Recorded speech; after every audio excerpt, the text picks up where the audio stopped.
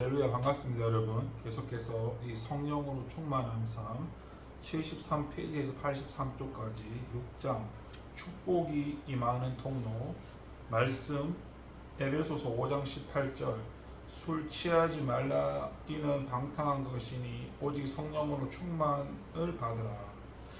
여기서 지금 73쪽에서 성령 충만을 받으라는 명령은 술 취하지 말라는 명령과 동일하게 엄중하다라고 이야기합니다. 처음에 예수를 믿고 나서 사람들이 이제 그 얘기를 하더라고요. 저도 예수 안 믿을 때 술, 담배를 다 했는데 저도 하나님 은혜로 술, 담배를 다 끊었거든요. 그런데 뭐 저는 이제 그냥 하나님의 은혜로 끊었기 때문에 뭐 술, 담배를 오래 했어도 더 이상 거기에 대한 생각 안 했지만 저처럼 술, 담배를 오래 했던 사람들이 저처럼 하나님의 은혜로 끊는 그런 경험이나 그런 게 없는 분들이 있지 않습니까?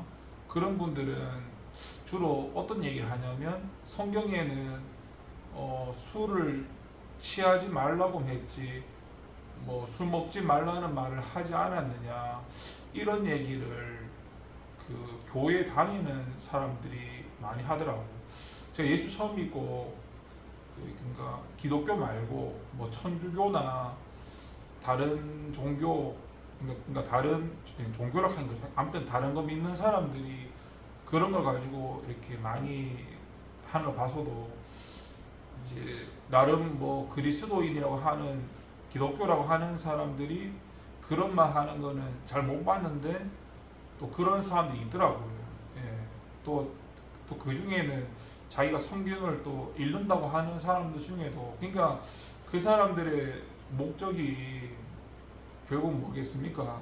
그 술 취하지 말라고 했으니까 술은 먹겠다 뭐 그런 뜻으로 자기의 어떤 의도를 감추면서 성경에 그렇게 안 되어 있지 않느냐. 근데 그렇게 말을 하면 듣는 사람이 그 의도를 다 캐치하는데 본인은 그런 의도가 아니라면서 따지는 사람이 많은데 저는 뭐라고 했냐면 이제 이런 거에 대해서는 일단은 뭐 여러분이 잘 아시는 대로 우리가 하나님의 성전이지 않습니까? 성전이고 그리고 하나님이 우리와 함께 하시고 우리 안에 계시다면 술이나 담배를 한다는 것에 대해서 하나님도 당연히 불편해 하시지 않겠느냐. 저는 이제 그렇게 이야기를 했었고 그렇게 말을 하면 웬만하면 다 이해하고 알아듣는 줄 알았는데 그래도 뭐 자기가 술이나 담배를 계속 하고 싶어서 그런지 뭐 그런 걸 또 안 받아들이는 사람도 있더라고요. 아무튼 술 취하지 말라 이는 방탕한 것이니 결국에는 이 술 취하지 말라 이는 방탕한 것이니 이 한 문장 속에는 이 술뿐만 아니라 뭐예요? 하나님과 함께하지 않는 세상으로 충만해진 그런 것들을 포괄적으로 말하는 것이죠. 그래서 우리는 하나님으로 충만해져야 된다. 그러니까 오직 성령으로 충만함을 받으라 이 말도 뭐예요? 하나님으로 충만함을 받아야 된다는 거죠. 그러니까 하나님의 취해야 된다.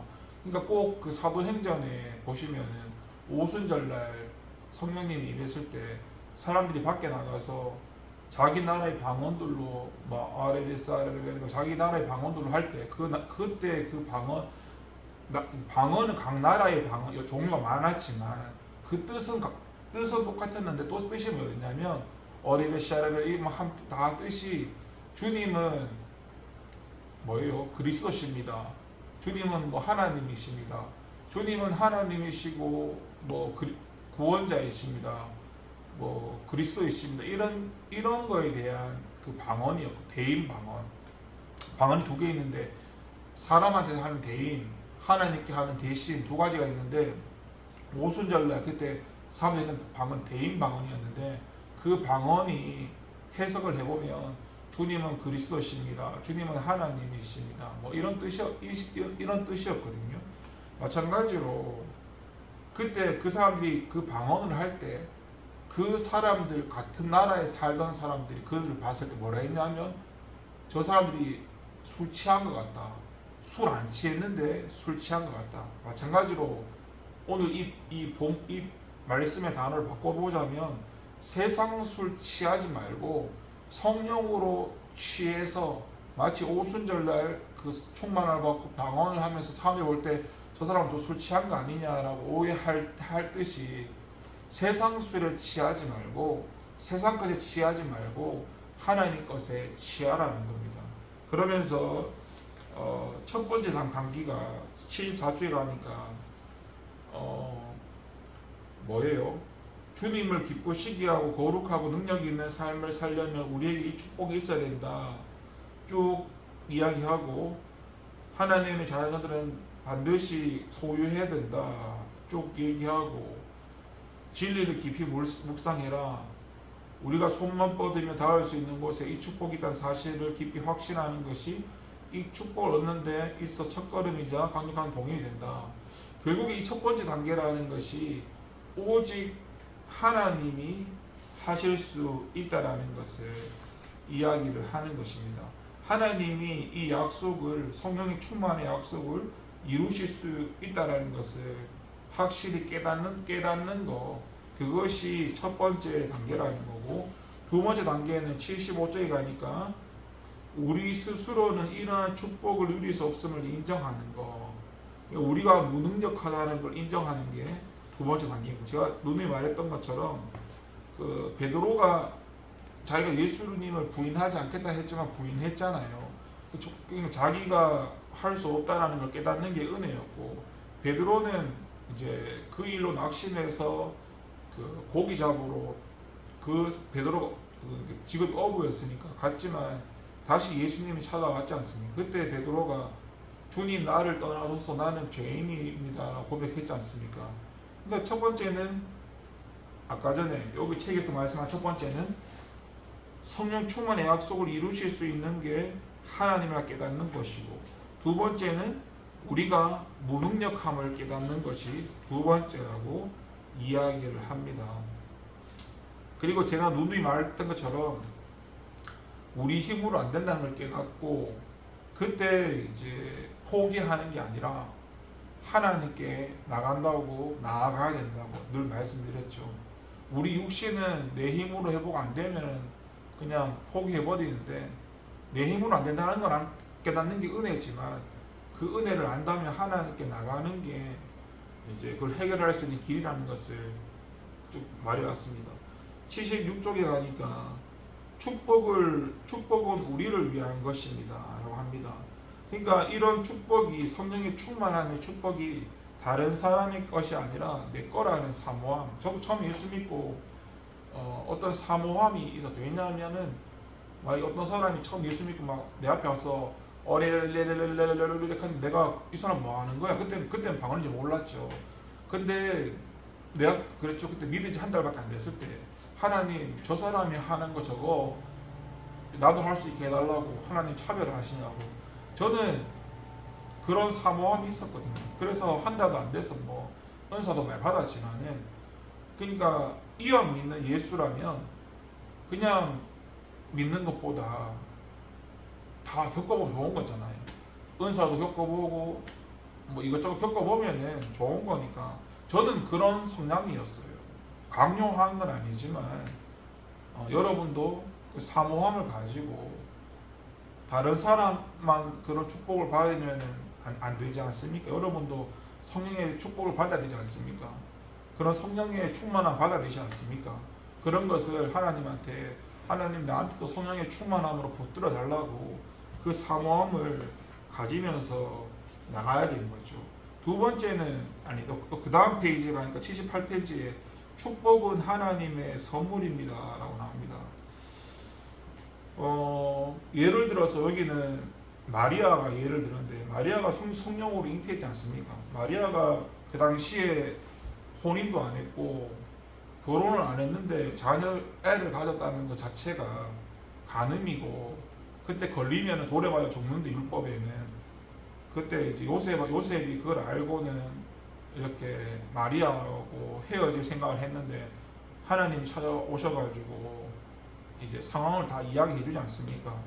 그게 성령 하나님께서 그렇게 하나님의 능력으로 하신 거라고.